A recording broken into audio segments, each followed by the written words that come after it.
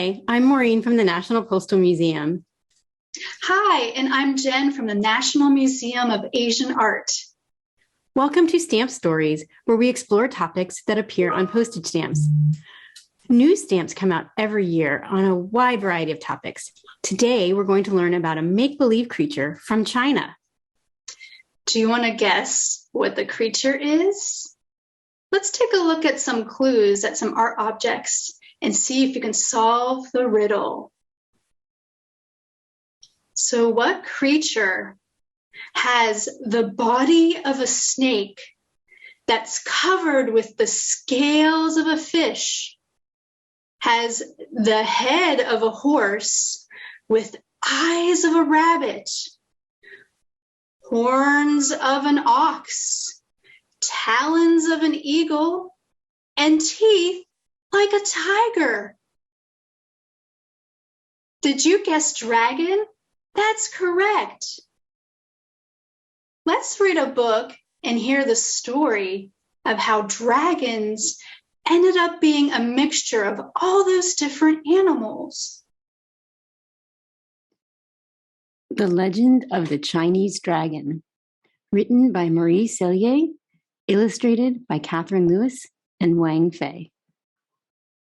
Thank you to North South Books for permission to use this book. Once upon a time, long, long ago, the men, women, and children of China hunted, fished, and lived in tribes under the protection of benevolent spirits. These spirits resembled the animals with which they had always lived. Those near the ocean had chosen the spirit of the fish, which glistens in the water. Those in the mountains had adopted the bird, which is good at chasing clouds away. Those in the low plains preferred the horse, which gallops as fast as the wind.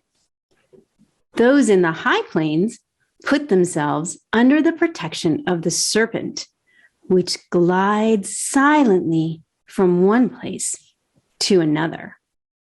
Those in the fertile rice fields swore by the ox, friend of man and tireless worker. In this way, the men, women, and children of China lived, each tribe under the protection of the fish or the bird or the horse or the serpent or the ox. Sadly, the tribes were envious of one another and often waged war among themselves in the names of their spirits. They fought so much that one day the children of all the tribes of China decided that they had enough of fighting and declared war on war. They decided to create an animal that would protect all the people, an animal that was agile like the fish, free like the bird, fast like the horse, cunning like the serpent, and strong like the ox. So they took the body of the serpent and glued it to the scales of the fish. They took the head of the horse and attached the horns of the ox. Then they attached the head to the body and added the wings of the bird. They called this fabulous animal, which could fly in the air, swim in the ocean, and walk on land, dragon.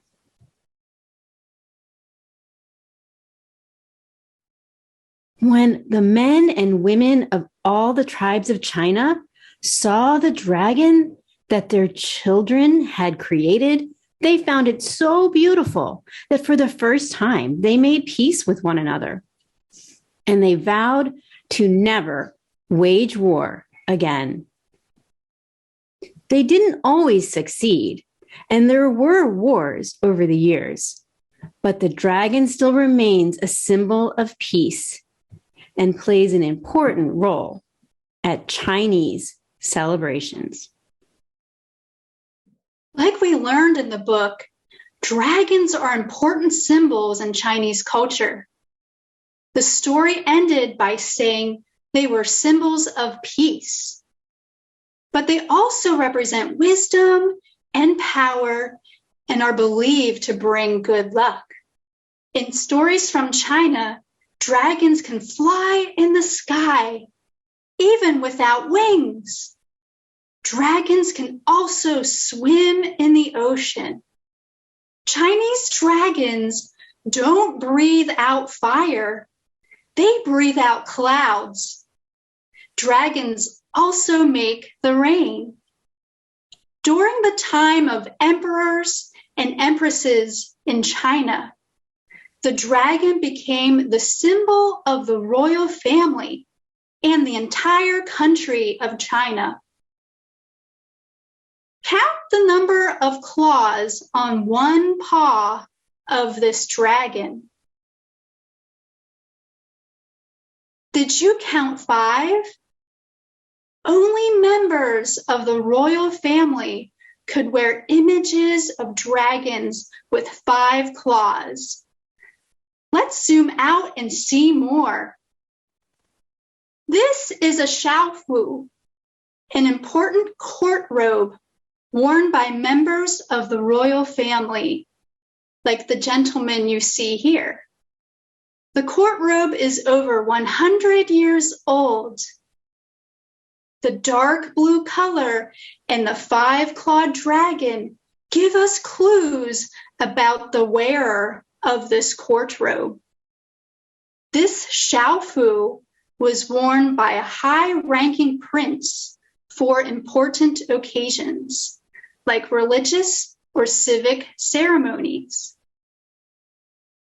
Today, the dragon remains a symbol for celebrations, especially during Lunar New Year. Here you see the dragon dance, a popular performance to ring in the Lunar New Year. Lunar New Year is celebrated in many countries across Asia to mark the first new moon in the Lunar New Year calendar. One of the most famous of the world's Lunar New Year festivals is the Spring Festival in China, where celebrations begin on New Year's Eve of the Lunar New Year and last for 15 days. Because it's celebrated when the new moon occurs, the exact dates change every year, but Lunar New Year festivities always start sometime in late January or early February. Thanks, Jen. I loved hearing about the different parts of the origin story for dragons. Dragons are such a powerful symbol in Chinese culture, and they've captured the imagination of people all over the world. The United States Postal Service has featured dragons on stamps a few times. Here you can see a Lunar New Year stamp series. 12 different animals are shown on these stamps, and they each get their own year in a 12-year cycle. Here you can see the dragon stamp from the Lunar New Year series. Do you spot any of the features we learned about? I can see claws, scales, and a body that looks like a snake. The most recent year of the dragon was in 2012, and the Postal Service celebrated it by putting out a set of dragon stamps. At the top of the set, it says, "Celebrating Lunar New Year." And along both sides, you can see the outlines of the 12 different animals in the lunar year cycle. Those outlines might look a little familiar. They are the same shapes we just saw on the stamp set from 2005. But the dragon on this stamp looks very different from its outline. In the top corner of the stamp, you can see the dragon shape from the other stamp, but this stamp just has the dragon's head on it. Here you can really see some of the other dragon features, like the sharp teeth of a tiger and a head like a lion. This is part of a dragon puppet used to celebrate Lunar New Year, just like in the video Jen showed us. Of course, China has also issued dragon stamps many times. Here are a few examples. These are from 1988, 2000, and 2012, which were all the year of the dragon. The ones in the middle show dragons in Chinese art in 6 different forms. The National Museum of Asian Art has many objects just like these, which give us an idea of how important the dragon is in Chinese culture.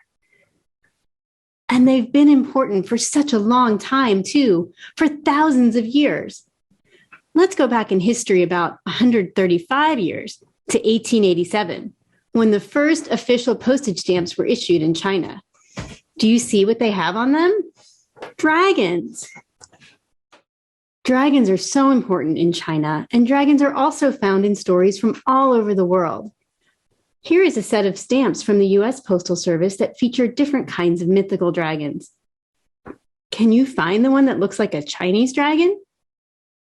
Here's a hint. It's the only one without wings. That was a lot of fun exploring the topic of dragons. If you'd like to learn more about dragons and the arts of Asia, check out the National Museum of Asian Art's website for more fun content and resources. Thank you so much, Jen. And thank you to our audience for joining us today. You can learn more about dragons on stamps and about all different kinds of other topics at the National Postal Museum's website. We encourage you to just keep exploring.